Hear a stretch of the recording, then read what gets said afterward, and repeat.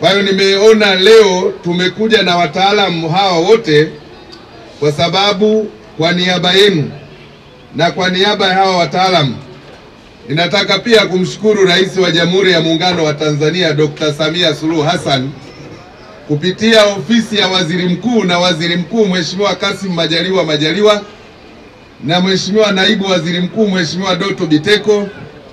Nilipeleka kilio cha wananchi wa Mwanza kuhusiana na changamoto ya feri zetu, lakini pia changamoto ya usafiri hapa darajani.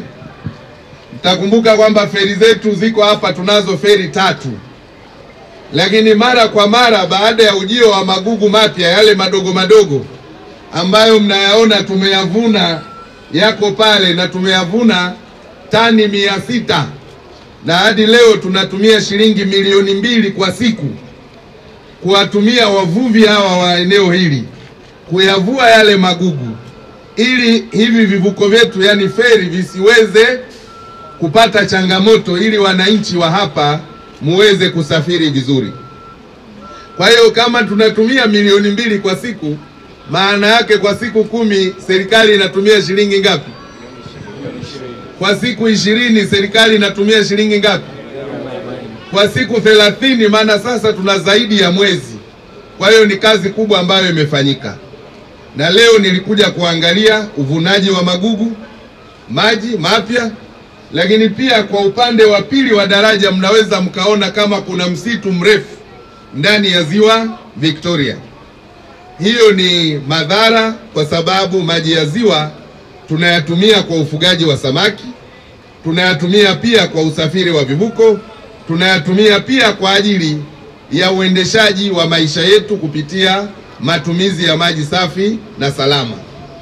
Kwa hiyo habari njema ambayo tunayo leo ni kwamba baada ya kuwasilisha kilio chenu kwa Rais Samia amejibu kilio chetu na ametoa fedha kwa ajili ya kuhakikisha tunakuwa na mradi wa kutokomeza haya magugu ili asiathiri shughuli za usafirishaji, shughuli za uvuvi, lakini pia shughuli za upatikanaji wa maji ndani ya ziwa.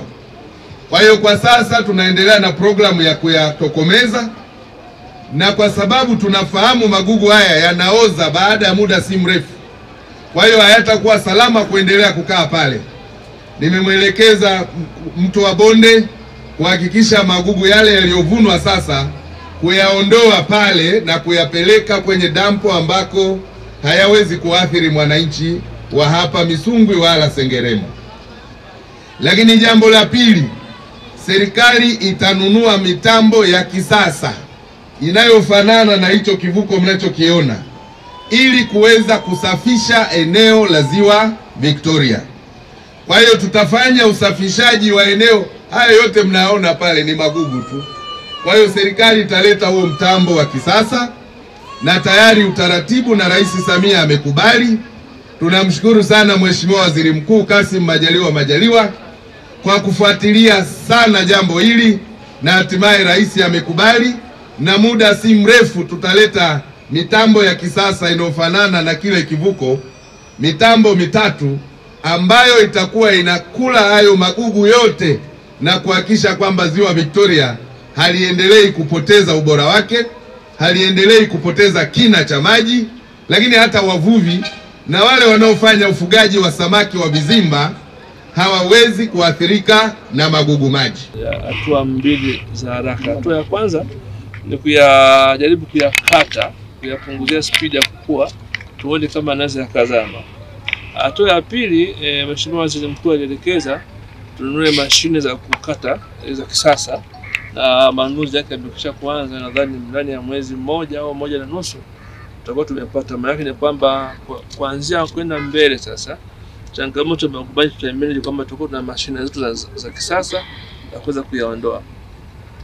Changamoto bado ipo kwa sababu yanakuwa kwa speed, lakini kwa kushikana na serikali ya mkoa nadhani tutaimanage. Lakini so far haino hivi. Kwa hatua za kwanza tunaona mafanikio kweli mazuri, na leo ziwa ni safi na kazi imefanyika na wenzetu tunaendelea na kazi. Malalamiko yaliyokuwepo hayapo tena, kwa hiyo tumefanikiwa kwa kiasi fulani.